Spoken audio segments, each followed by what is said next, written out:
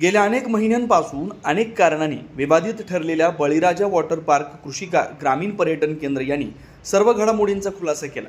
काही दिवसांपूर्वी महाराष्ट्र राज्य प्रदूषण महामंडळानं या वॉटर पार्कला कारणे दाखवा नोटीस बजावलेली होती। त्याच्या अनुषंगाने बळीराजा वॉटर पार्कचे मार्गदर्शक व निखिल लॅबोरेटरीचे संचालक प्राध्यापक निखिल खांबे यांनी माहिती दिली की बळीराजा वॉटर पार्कमध्ये प्रदूषण महामंडळानं काही 3 विषयांबाबत खुलासा मागवलेला होता। त्याच्या अनुषंगाने महामंडळाला लेखी खुलासा दिला असून या वॉटर पार्कमध्ये वापरण्यात येणारं पाणी पूर्णपणे टेस्ट प्रक्रिया पूर्ण केल्यावरच वापरलं जातं। शिवाय या वॉटर पार्कमधील अशुद्ध पाण्यावर शुद्ध प्रक्रिया करण्यासाठी या ठिकाणी तशा सुविधा उभा करण्यात आल्यात।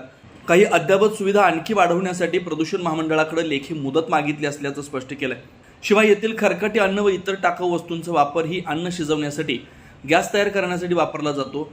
ज्यावेळी पाहणी करण्यासाठी शिष्टमंडळ आलं त्यावेळी हा गॅस प्लांट बंद असल्याचं निदर्शनास आलं, तर त्या दिवशीच तयार सर्व गॅस हा अन्नपदार्थ शिजवण्यासाठी खर्च केल्यानं प्लांट बंद ठेवला असल्याची माहिती त्यांनी दिली। या वॉटर पार्कमध्ये केवळ शुद्धतेवर भर दिला जात असून 12 एकरच्या या जागेत कोणत्याही प्रकारे रासायनिक खतांचा व इतर कोणत्याही प्रकारच्या केमिकलचा वापर होत नाही। परिसरातील हिरवाई व झाडे व निसर्ग हा पूर्णपणे नैसर्गिक पद्धतीने जतन केला असल्याची माहिती प्राध्यापक निखिल खांबे यांनी पत्रकार परिषदेत दिली।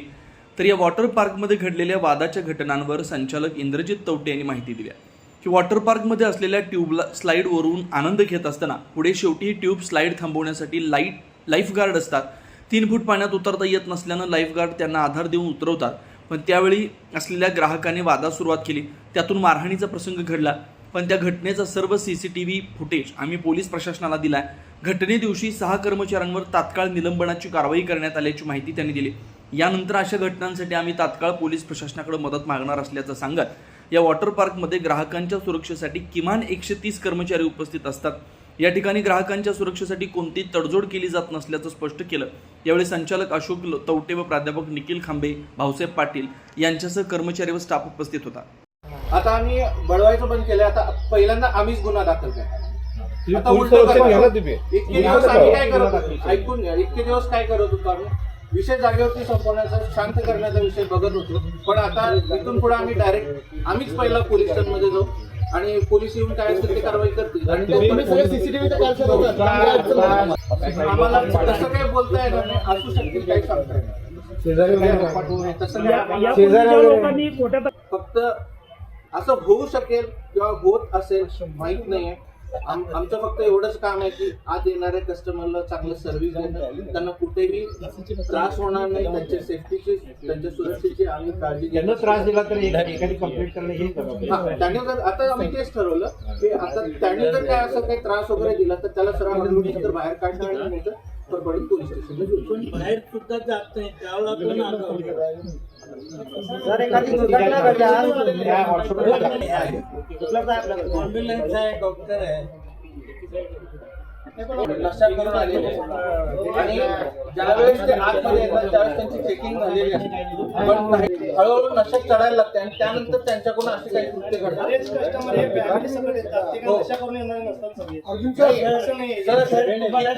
कितीतर कस्टमर दारूची बॉटल लेडीजच्या बॅगेत घालून येतो आणि ते आम्ही पकडले।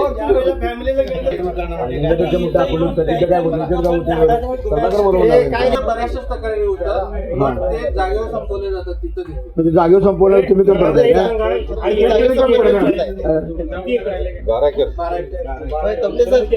जागेवर संपवायला यांनी त्यांनी पडले 125 जेवढे कस्टमर असतील त्याप्रमाणे कमी जास्त आम्हाला बरोबर लेडीज जवळपास 40। तवटे सर, आपलीच प्रमाणे तुम्ही जागेवर संपर्क कमी पडताय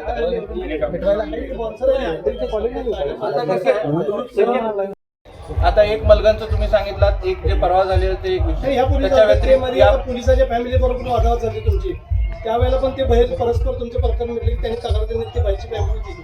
तुमच्याच कर्मचाऱ्यांच्या विषय असं का होतं की तेवढं उद्धट कस्टमरची मागणं का व्हायचं? 100त एखादा उद्धट असतो, एखादा रागीट बोलणारा असतो, एखादा जाणून बुजून करणारा पण असतो। तर त्या व्यक्तींच्या मुळे असं काही घडलेलं असेल पण त्याच्यावरती कुठले केसेस झालेले नाही आहेत. आतापर्यंत 2-3च केस झालेले आहेत ज्याच्यावरती इन्व्हेस्टिगेशन झालेलं आहे आणि त्याच्यामध्ये कुठेही आमचा दोष सापडलेला नाही. आणि आमच्याकडे सगळे सीसीटीव्ही फुटेज ज्या वेळेला आम्ही पोलिसांना दिलेले आहे, पोलीस चौकशीमध्ये आम्ही त्यांना सगळ्यांना सहकार्य करतोय. आता तुम्ही स्वतः नाही मग तुम्ही चालू आहे, केस चालू आहे. सांगा सगळ्या गोष्टी यांच्यावरून. आम्ही आमच्या परीने आमची बाजू तुम्ही स्वतः मांडली, सांगा चुकून काय मोठी दुर्घटना घडली तर काय करणार तुम्ही? वागतात देखील. पण जर स्टाफला जर मारहाण झाली तर तिथं पण महाराणीला मारहाण हे परिवर्तन नाही ना. सगळी लोक करता येत नाही. त्यासाठी आमच्या लाईफगार्डनी ज्या पद्धतीने आम्ही इतर कस्टमरांना उतरतो त्याच पद्धतीने त्यांना उतरवलं गेलं. पण त्यांच्यातल्या एका व्यक्तीनं तो हायपर झाला आणि तो डायरेक्ट आमच्या स्टाफला शिवीगाळ करायला लागला. त्याला मारण्यासाठी त्याला पूलमधून बाहेर खेचत आणत होता. त्याच वेळेस आमचे सुपरवायझरमध्ये इंटरफेअर केले. त्यानंतरनं त्यांनी त्याला थांबवण्याचा प्रयत्न केला तर त्यांनी लगेच आमच्या सुपरवायझरांच्या कानफडात मारली. त्यामुळे हा वाद चिघळला. त्यानंतर आमचे सुरक्षाकर्मी त्याला बाजूला घेऊन जाऊन सांगण्याचा प्रयत्न केला तरी देखील तो ऐकत नव्हता. त्यामुळेच त्याला 1-2 थापाडा मारून त्याला बाहेर काढण्यात आलं आणि त्यानंतर तो जाऊन पोलीस स्टेशनमध्ये तक्रार दाखल केली. ज्या सुरक्षाकर्मियांनी त्यांना मारलं त्यांना देखील आम्ही निलंबित केलेलं आहे. 6 ते 7 सुरक्षाकर्मियांना आम्ही निलंबित केलेलं आहे आणि ज्या कस्टमरला मारलं गेलं होतं त्यांची रक्कम देखील त्यांना परत देऊन आम्ही त्यांना बाहेर काढलेलं होतं. तरी देखील त्यांनी जाणून बुजून प्रकार वाढवण्याचा प्रयत्न केला. आपण इथे येणाऱ्या प्रत्येक कस्टमरची सुरक्षा हे निश्चित करत असतो. सुरक्षेच्या दृष्टिकोनातून आपल्याकडे फर्स्ट एड बॉक्स आहे, त्यानंतर त्याचबरोबर आपल्याकडे डॉक्टर आहे, ॲम्ब्युलन्सची सोय आहे. त्याच्या व्यतिरिक्त महिला व लहान मुलं असतील किंवा फॅमिलीज असतील यांच्या सुरक्षेसाठी आपल्याकडे सुरक्षाकर्मी आहेत. महिलांसाठी सेपरेट पूल आहेत, पुरुषांसाठी सेपरेट पूल आहे. त्यानंतर वेवपूलमध्ये काही एकत्र जायला लागतं त्या ठिकाणी आमचे सुरक्षाकर्मी आहेत. त्याचबरोबर लाईफगार्ड आहेत. ट्यूबवरून स्लाईडवरून सोडण्यासाठी आमचे स्लाईड ऑपरेटर्स आहेत. पूलमध्ये रिसीव्ह करण्यासाठी लाईफगार्ड्स आहेत. प्रत्येक ठिकाणी पुरेसा स्टाफ आम्ही दिलेला आहे. या पद्धतीने आम्ही सगळ्या पर्यटकांचे चांगली सुरक्षा निश्चित करतो.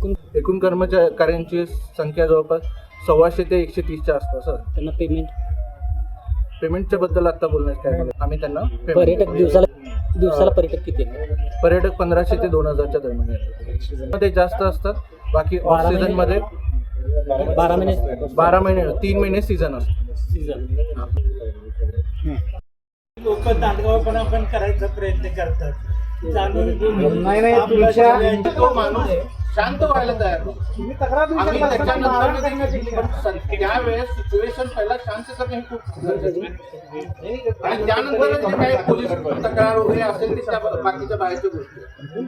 पण क्राऊडमध्ये पहिला सिच्युएशन शांत करणे हे गरजेचं होतं. त्यासाठी आमच्या माणसाने बराचसा प्रयत्न केला. त्याला समजून सांगण्याचा प्रयत्न केला, बाजूला घ्यायचा प्रयत्न केला आणि तो कंटिन्युअसली शिवाय देतो. तुमच्या क्लासेस होत राहतात ना आता गर्दी असते. मग ज्यावेळेस मलगडनं ज्यावेळेस आरोप लावला आमच्यावर त्या दिवशी किती क्राऊड होता? 750 ते 800च्या आसपास क्राऊड होता. त्या क्राऊडमध्ये देखील ही गोष्टच घडली. आणि याच्यापेक्षा जास्त आम्ही क्राऊड हँडल केलेलं ते व्यवस्थित आहे. आमच्याकडे सफिशियंट स्टाफ आहे. प्रत्येक ठिकाणी जितका स्टाफ लावलेला आहे. स्टाफ आमचा रोज सकाळी अक्षरशः आमचं पोटात कुठे गेल्यावर आम्ही परत पाठवले.